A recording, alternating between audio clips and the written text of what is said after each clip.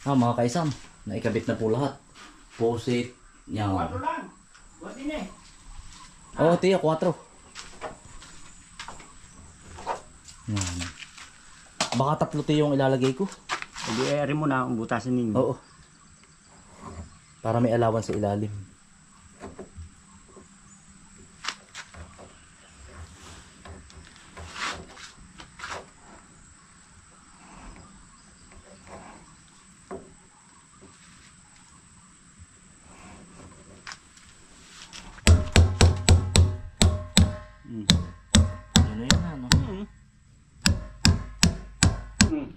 Yan, ari, tiyo maganda. Higpit.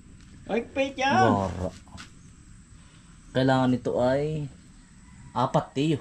Hala, magbutas kayo. Oo. Mga kaisan, bali po ay ano. Ay, magkaya ito kawin dito eh. Ayan, Ay, kaya nga pala tiyo. Tinasya yung panlak noon. Yan, pahinga ito isa. Lalak natin. Ganito pa yung lalagyan, papaydalan pa po ng pampatsi. Ito. sabi mo hihirap. Tiyo, kahit hindi na pala. Kahit wala nang pandikit, hakap na hakap eh. Hihikitan mo na Yun nga lang tiyo, wala akong makita nitong dus. Gusto ko sana dus. Wala naman akong makita. Mayroon! May nabibili. Pumunta ka sa... Kung gusto mo sa... Hardware o City Hardware. Kompleto yan. Kung gusto mo yung dos. Dus gusto nga. mo yung media. Gusto ko nga ay dus. Ay ganito lang. Ay dito sa hardware dito, wala. Wala nga. Punta ka doon sa kung ano mga mall na... Dini sa City Hardware. City Hardware sa bilhin ng tiles. Kompleto. Oo, saka sa Hardware ay. Miski anong size. Miski 4 mayroon ng panglagay niyan lock.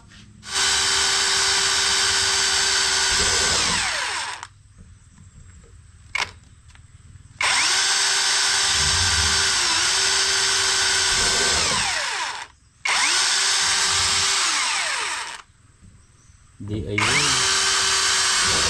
Hindi nagkaigi batikal. Hindi ano. Kakaigi po ito mga kainsan. Bali ang magagamit yung drum na ganito. 2 at saka 2 ganon. Bali 4 po ang filtration ito.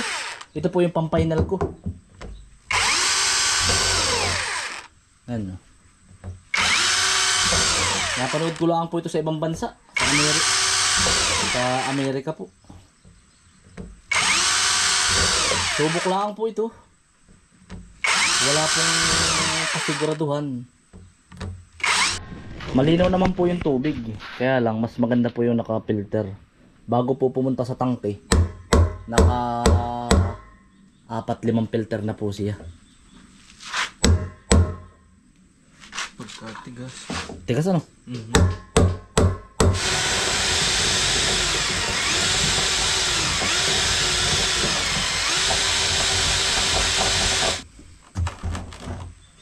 Yan. Quality. Ano ba yun? Yan. Yung. Puto dito ay 4. Ay, ang diretso ito sa tangke. 4. 1, 2, 3, 4.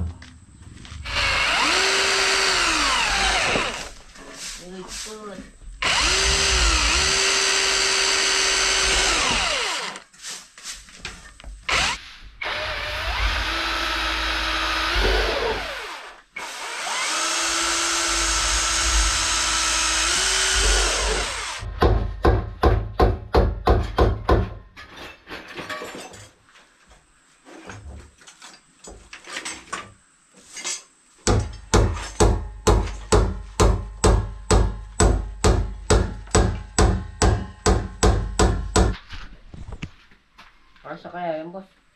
Ano? Kasi tiyo. Sakto eh. Asa? Oo. Ito yung kinain nyo kapon. Higpit na ano.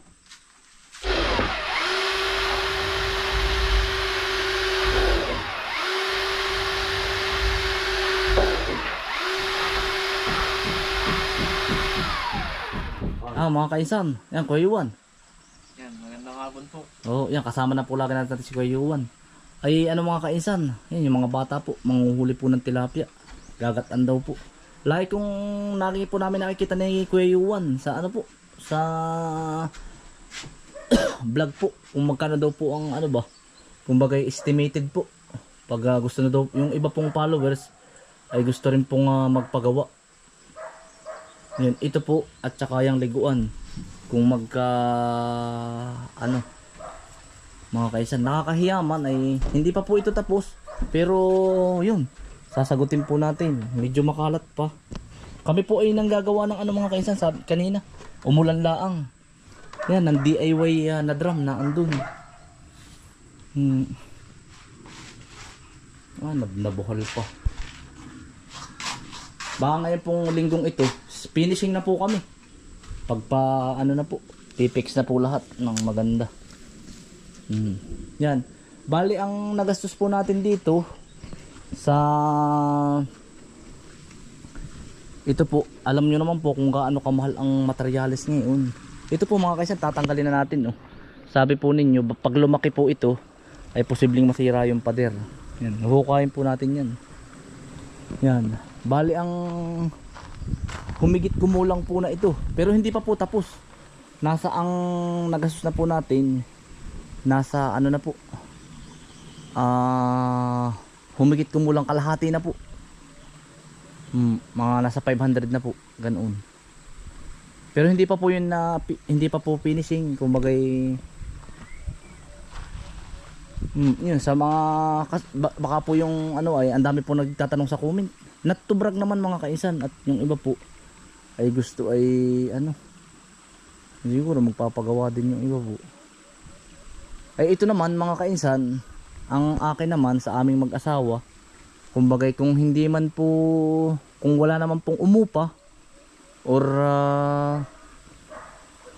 walang kumbagay mag umupa or walang pumunta, ay okay lang din po sa amin. Kasi isa laang din naman siya. Kumbagay gamitin din po ng buong pamilya. Kumbagay pag may okasyon, mga may birthday, hindi na kami pupunta sa malayo, dito na laang. Kagaya po ni nanay, magbe-birthday po. Yan. Bali amin po yung aanuhin bukas. Lilinisin at magbe-birthday po. At amin po munang aayusin yan. Hindi na nga po umabot kasi kulang kami sa oras. Kasi nag-uulan. Kung hindi umulan sana, tapos sana namin ito. Pero bukas tutubigan na namin yan. Pwede na maglangoy-langoy yung mga bata. Yun mga kaisan. Sabi ko nga, kahit hindi man siya matuloy, na kumbaga walang umupa, okay lang din sa amin. Bakit parang pang family use pag po walang umupa. Pero pag may umupa naman at medium nalakas, pwede nating dagdagan pa. Gawa pa ulit tayo ng isa po. Ganoon. Kung baka testing lang po ba? Testing. Testing yun mga kaisan. Di ang ito nga, mga mababakround ninyo. Yan. Tapos tikling. Ang dami pong tikling. Tama po. Yan. Yan po ang maririnig yung lagaslas diyan. Ang bala ko sana yan mga kainsan, may nakita ko sa ibang bansa. Padadaanan ko siya na sana siya ay sa tagiliran dito ng napakalaking tubig. At papatak dito po ay pulse. Yan dito. Kaya lang, yan.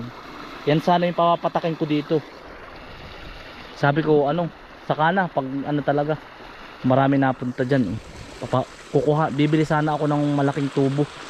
Yung 16. At dyan ko papapatakin. Saka na pag yung talagang marami nang napunta. Alam nyo naman mga kaisan, sabihin kaisan ba't parang ang mahal? Ay alam nyo mga kaisan ang materialis. Tapos lalo na yung ginamit kong mga kahoy magaganda. Yung po mga kahoy na yan, mga binili ko rin po, inipon, tas iniupa ko pa sa paglalagari. Basta alam nyo naman mga kaisan kung magkano, kung gaano kamahal ngayon ng ang basta pagpapaobra.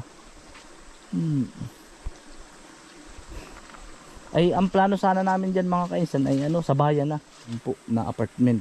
Kumbagay di ito na lang muna. Yun, pagkatapos po nitong project nito, siguro sabayan na po uli yung investment namin. Yan, hapit din sa trabaho.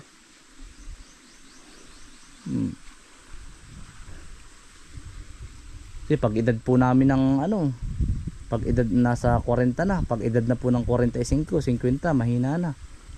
Ayun, kung ano yung magagawa namin po. Yan, sana naman po ay maka-inspire kami. At saka malay mo mga kainsan, sa susunod kayo naman yung magpagawa ng ganito.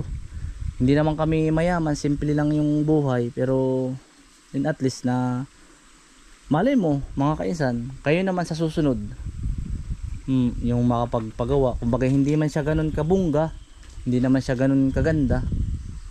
Ang putik ng mga aso. At least kumbaga pag matanda na, mayroon ng pagpapahingahan. Mga pamangkin, kapatid, at least pwede rin pagkakitaan nila. Yun lang mga kainsan. Hoy, shh! Oh, dali! Huwag ka dyan, dito! Oh, dali! Likot ay tamo, ang putik. Yan, kaya po hindi pwedeng walang bakod po. Tamo po ang aso. Hinahabol po niya ng tikling, oh. Yun, mga tikling po. Madami po. Yun.